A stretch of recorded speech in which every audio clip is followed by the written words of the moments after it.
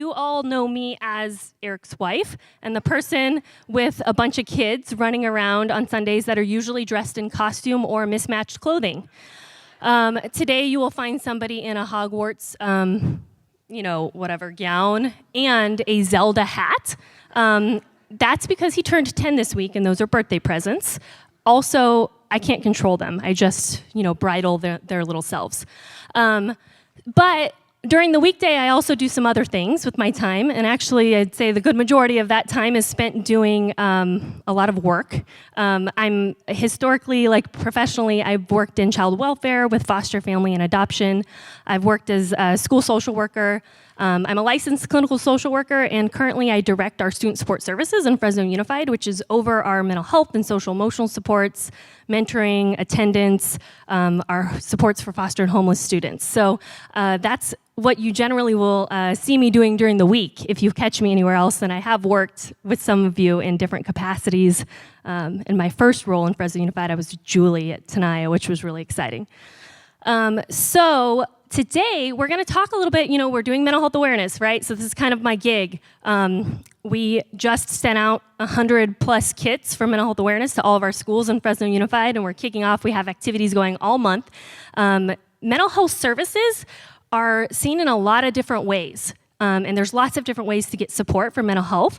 Today, in the back outside of our service, there you might have seen a table. We have Marjorie Mason Center there, and also some resources for 988, which is the suicide prevention hotline. Both of these are community partners that offer kind of a continuum or spectrum of supports. Marjorie Mason offers education and awareness on domestic violence, teen dating violence awareness, also crisis counseling and support. They also shelter folks who are in need of shelter and safety, as well as provide ongoing therapy. 988 is what we would call a crisis counseling hotline. And so part of our goal today is to help kind of differentiate between the different types of mental health supports that there are in our community and that are accessible for folks, because sometimes we need differing levels of support. And so that's a little bit of our angle today.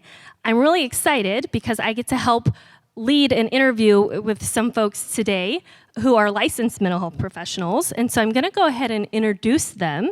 First, I'm going to introduce Stephanie Zimmerman, who's an LMFT, and Stephanie, you can come on up.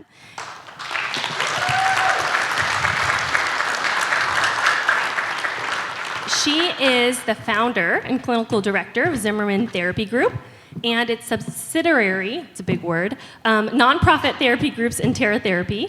They serve the entire lifespan, specialize in trauma work through EMDR, IFS, and art therapy, as well as are a provider for California Victims of Crime program. And they have offices in Clovis, Fresno, and Visalia. Additionally, we have Iris Person, LCSW. I'd like to welcome her to the stage.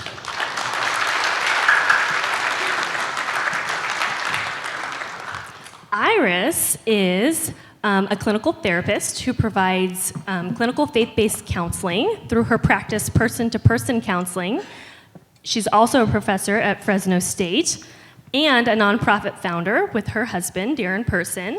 And as a part of their nonprofit work, they provide charitable human services to the community, and I have seen that in various different forms with webinars and education, in-person seminars, really focusing on faith and mental health. She's also a minister of praise and worship at her church and a recording artist, so check her out on Spotify. Shameless plugs there. Part of what we want to do today is kind of build coherence around what kinds of mental health services there are. So my first question, and I'm gonna, whoever wants to go first, okay? Please share your role in providing mental health services and what is unique about your role. We're fighting over who goes first.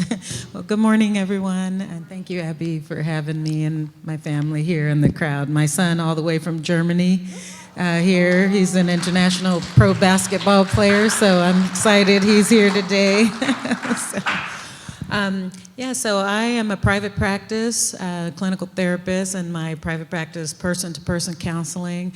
And my husband and I also do psychoeducational seminars throughout the community on various topics like grief and loss, parenting, marriage, trauma, so you name it. And so our role is pretty vast in the community. But I think what makes it unique is from a social work perspective, a licensed clinical social worker, we treat the whole person and the systems that impact people as well. People are holistic, so we take a holistic approach to working with people, so mind, body, spirit. I do a lot of work with the environmental stressors, not just the intrapsychic, situations that people are having in interpersonal relationships and things like that. So I think that's what would distinguish it, yeah. Thank you. Stephanie? So I am a licensed marriage and family therapist, and at our clinic, I also provide supervision in addition to doing therapy with individuals. And our offices really focus on the entire lifespan and trauma. And so we are reaching anyone in the community who's coming specifically to our office for therapy services, or also for victims of crime, as you mentioned. So anyone who was a victim of a violent or sexual crime can receive services through the state of California, and our office is a provider for that. Since we really focus on trauma and EMDR, we're kind of a good fit for those cases. Perfect, thank you. So my next question is, what ways have you seen spirituality and faith help people in the area of mental health? So I guess we're going in order.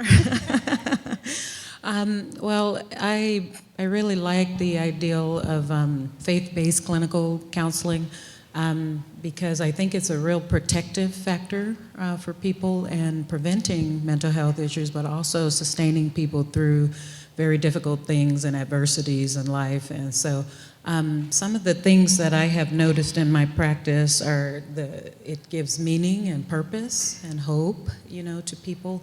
A lot of cultures, not including my culture, we look at things from a spiritual standpoint, and it provides hope when you're going through very difficult things. And so I find that I use it for mindfulness with clients, also prayer and meditation. Sometimes I pray with clients. I don't force it on people, but if they ask, for sure.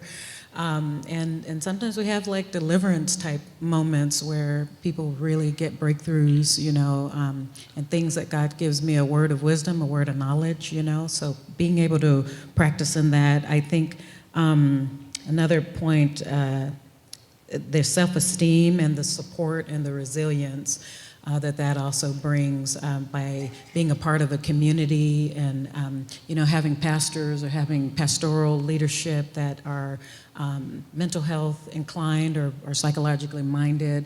I find that really helps to accelerate the treatment process for people that I'm working with. So, yeah. Thank you. Stephanie, how do you see spirituality and faith help people? I was going to say, Iris answered that beautifully.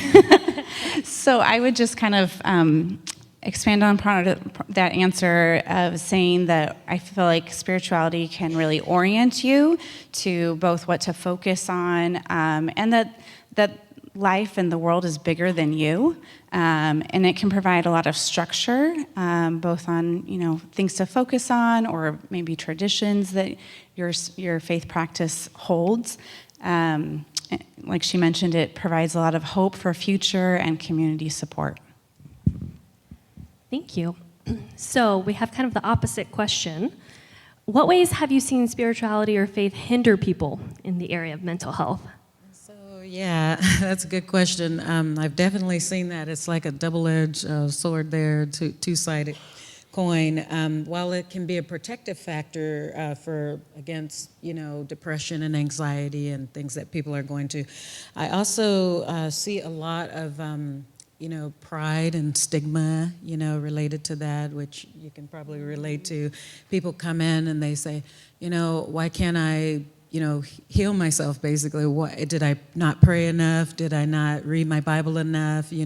Has God forgotten me? It comes with a lot of shame, and and things like that I think prevent people from actually reaching out for help. And then I hear a lot of things like what we call in psychology, magical thinking, It's like, well, I'll just pray about it, but the Bible says faith without works is dead, so, and God says, be ye transformed by the renewing of your mind. And so he's very concerned. He's the wonderful counselor. He's very concerned about our mind, and I think that part gets missed when we're over spiritualizing or either what we call that magical thinking. And so that's one of the things I run into with people. And I always say people don't change until what they're the discomfort that they are feeling outweighs the discomfort of reaching out for help. And so those are some of the challenges that I see with faith-based. Yeah. Wow, thank you. Stephanie, challenges. Yeah, I agree. I see that it can be a great support. It can also be a great hindrance.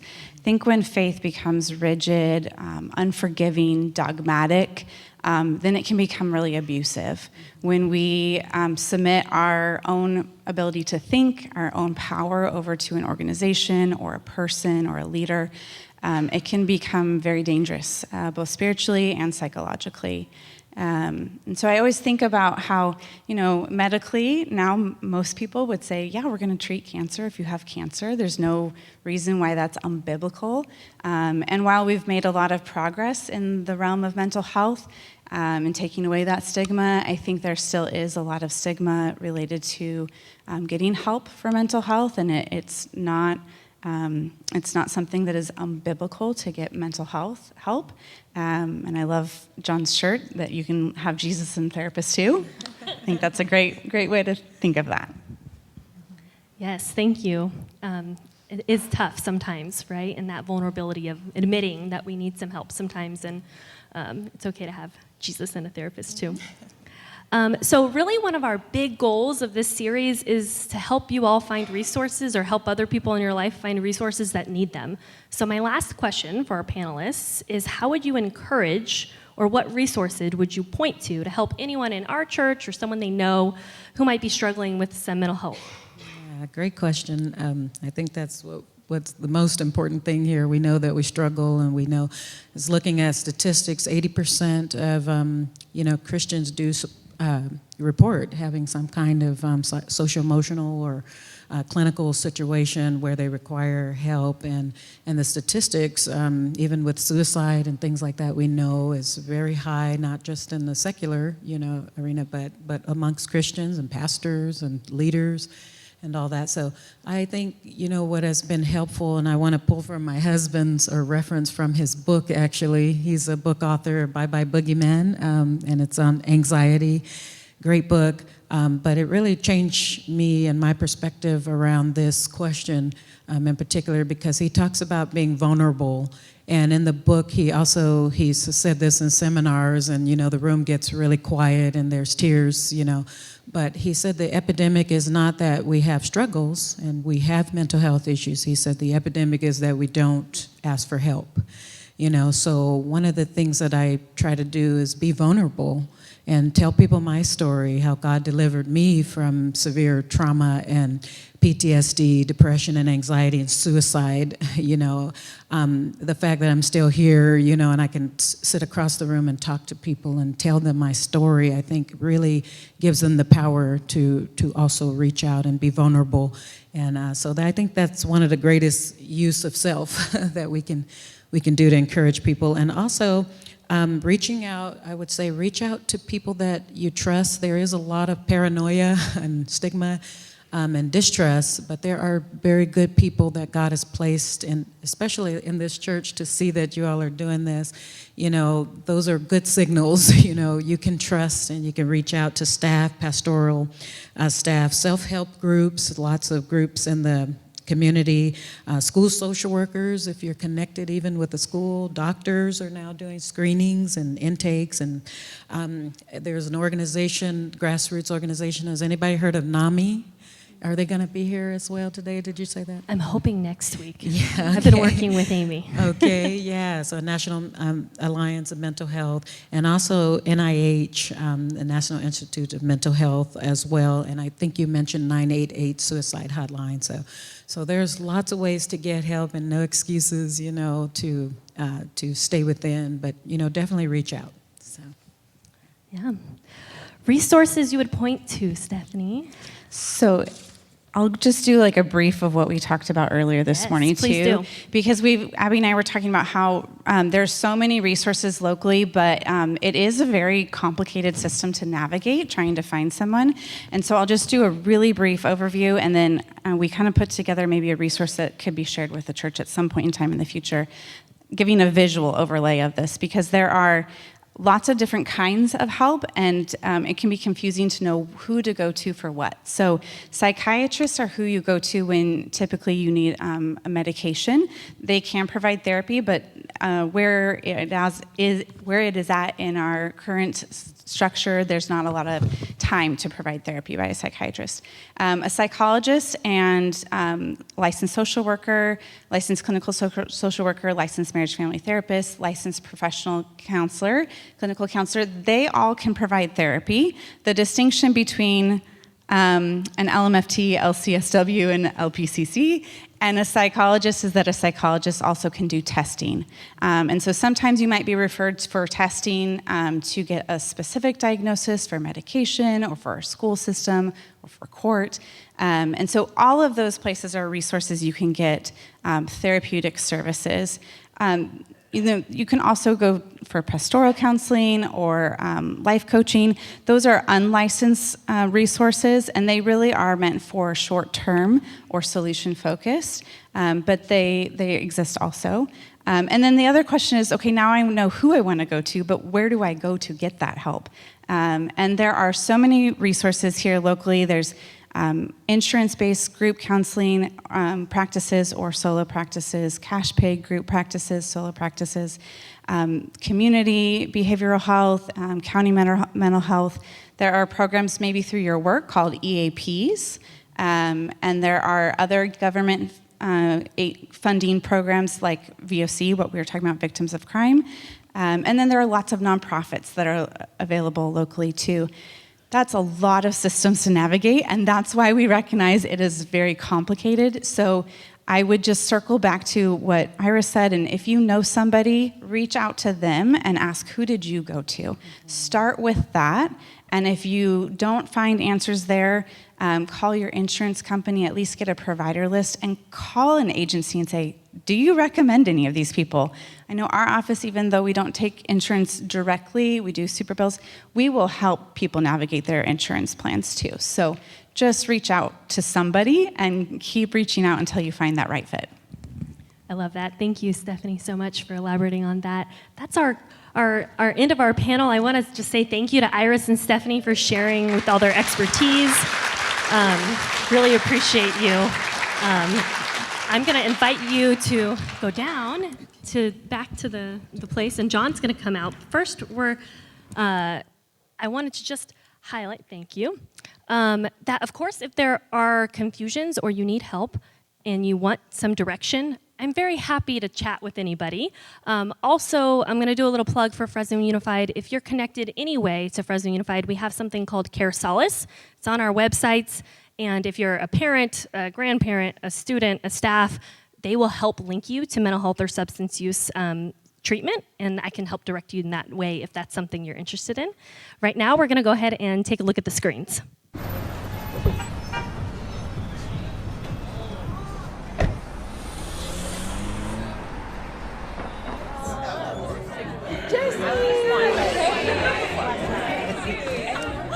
It's good to see you. It's so great to be with everyone again. Yeah, it is. How have you been?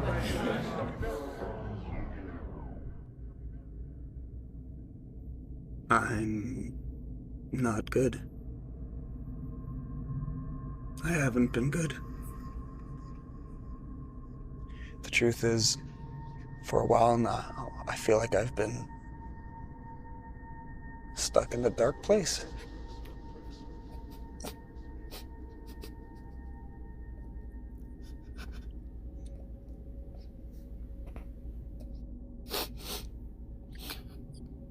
I can't remember feeling happy.